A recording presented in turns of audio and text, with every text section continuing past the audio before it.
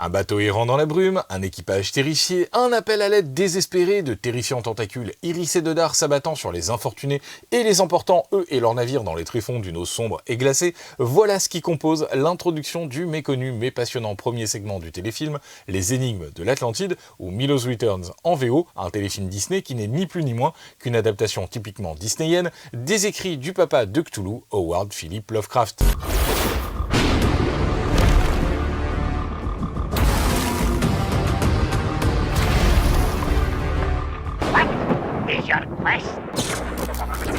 Si on a à peu près tous déjà forcément vu au moins un film Disney, on n'est pas forcément aussi nombreux à avoir déjà lu les écrits du maître de l'épouvante qu'est Lovecraft. Et c'est donc pour évoquer au mieux cet auteur et son univers bien particulier que je suis allé à la rencontre de Christophe Thiel, spécialiste français de l'auteur et coordinateur de la traduction de l'une de ses biographies. Lovecraft, c'est un auteur américain qui a écrit du fantastique très largement teinté de science-fiction pendant la période de l'entre-deux-guerres.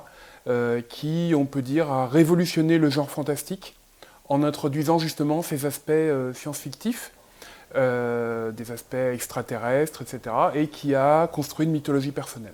Maintenant, au-delà de cette partie très connue finalement, parce que la figure de Cthulhu fait maintenant partie de la culture populaire, cette créature colossale avec des tentacules, etc., il y a beaucoup d'autres choses.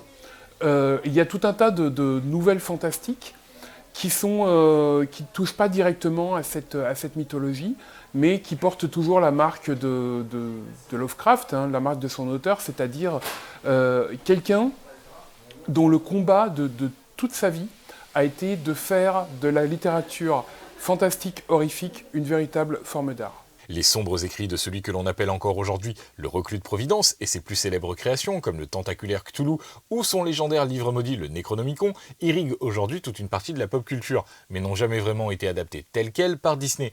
Toutefois, on trouve parfois des traces de son influence ou des références plus ou moins directes à son œuvre dans des séries comme par exemple Gravity Falls ou les films Pirates des Caraïbes. Mais dans Les Énigmes de l'Atlantide, là, les références sont beaucoup plus évidentes. Vous devriez y aller tout de suite, les routes sont dangereuses la nuit venue. Cette suite directe de Atlantide, l'Empire perdu, raconte comment, alors qu'ils enquêtent sur une série de naufrages étranges, un jeune scientifique, une princesse atlante et une bande de mercenaires sont contraints d'accoster sur une île brumeuse après que leur sous-marin ait été attaqué par un gigantesque monstre venu des abysses. Une fois hackés, ils font la rencontre de la patronne d'une auberge qui attend un enfant et s'inquiète que son fils grandisse potentiellement dans un village dominé par le terrible maire Edgar Volgude. L'obscurité rôde autour de Edgar Volgude et cette ombre a atteint tout ce qui était heureux dans ce village. Le grand méchant de l'histoire, qui aurait fait un pacte avec la créature que tout le monde définit ici comme un kraken, un monstre des légendes norvégiennes qui a des tentacules de 400 mètres de long, pour devenir immortel et avoir le pouvoir de contrôler qui il souhaite. Lorsque les héros comprennent que c'était le kraken qui possédait tout le monde et non Edgar Volgude, ils torpillent le kraken et l'île semble libérée du joug du monstre. Ne cherchez pas, vous ne trouverez pas de kraken dans votre livre de biologie. Et au travers de ce pitch semblant tout droit sorti d'un magazine pulp, les points communs avec certaines œuvres de Lovecraft sont nombreux, mais semblent surtout, et plus précisément, s'inspirer du cauchemar d'Innsmouth et de l'une de ses toutes premières nouvelles, Dagon. La nouvelle Dagon, c'est très simple, c'est un homme qui est marin. Ça se passe pendant la Première Guerre mondiale, son bateau est coulé par un sous-marin allemand, il s'échappe sur un canot, il arrive sur une île inconnue, il part explorer cette île inconnue, et là, il se retrouve confronté à quelque chose d'extraordinairement monstrueux, c'est-à-dire cette créature mi-homme, mi-poisson, mi-amphibien, mi-on ne sait pas trop quoi, immense, qui semble être en adoration devant un monolithe sculpté. Il arrive à s'échapper, on ne sait pas trop comment.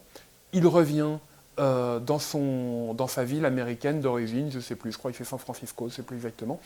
Mais clairement, sa raison a été détruite à tout jamais. Et à la fin de l'histoire, il croit voir le monstre qui vient le chercher et il se jette par la fenêtre. En plus des monstres, il y a des choses étranges ici. Alors après, l'étape suivante, c'est le cauchemar d'Innsmouth, où le vieil ivrogne, Zadok Allen, parle de toutes ces créatures hybrides qui, à la fin de leur vie, retournent sous l'eau, vivre avec leur père Dagon et leur mère Hydra. Alors, on ne sait pas de quoi il s'agit, on ne sait pas si ce sont des vrais noms de créatures. Bon, certains interprètent ça comme une espèce de couple fondamental, des parents, hein, le papa et la maman de tous les Deep Ones, éventuellement, de tous les profonds.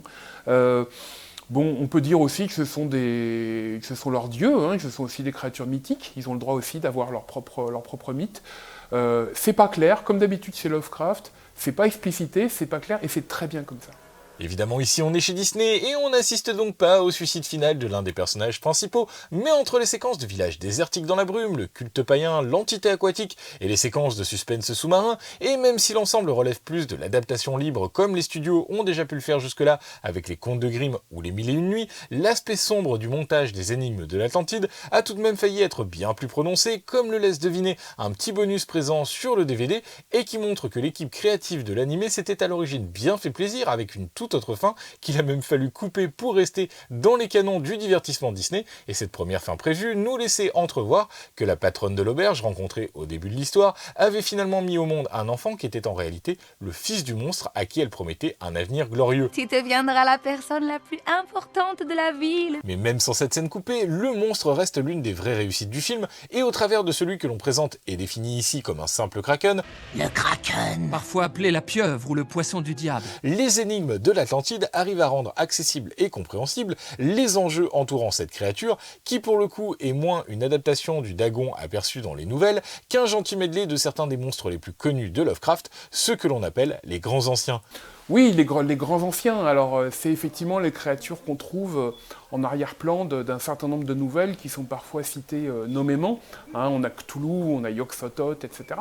Les grands anciens sont des créatures sur lesquelles finalement on ne connaît pas énormément de choses. Ce qu'on en connaît se trouve dans un livre interdit qui s'appelle le Necronomicon, qui a été écrit par un poète arabe fou du Moyen-Âge. Mais finalement, tout ça, les livres d'un poète fou, voilà, quelle fiabilité on peut accorder à ce qui se trouve dedans. Tout ça, ce sont des choses un petit peu troubles, un peu incertaines. Qu'est-ce qu'on connaît de ces grands anciens ? On sait qu'ils viennent d'ailleurs au sens de peut-être d'autres dimensions, d'autres lieux de l'univers, qui sont... ils sont vraiment une caractérisation de ce que Lovecraft appelait l'approche cosmique. Ils sont totalement étrangers à toutes les émotions, à toutes les motivations humaines. Ils sont autres. Voilà. Ils ne sont pas jaloux, ils ne sont pas avides de pouvoir, ils ne sont même pas dans la haine contre l'humanité, parce que tout ça, ce sont des émotions qui sont beaucoup trop proches de nous. Hein. Ce sont des choses qu'on peut retrouver dans la mythologie biblique, par exemple, chez Satan. Mais là pas du tout. Ce sont juste des créatures autres, qui viennent d'ailleurs, qui sont sans aucune commune mesure avec l'humanité, qui ont leurs propres motivations, qui sont au-delà de notre compréhension. Simplement, on sait qu'elles sont d'une telle puissance par rapport à nous que l'humanité primitive n'a pu les interpréter que comme des sortes de démons. On dit qu'il aurait fait un pacte avec le diable pour devenir immortel. Donc c'est de là que vient cette image maléfique des grands anciens, le fait qu'ils soient capables effectivement de ruiner, de détruire l'humanité, ou au moins certains de ses représentants, mais la notion de mal leur est totalement étrangère.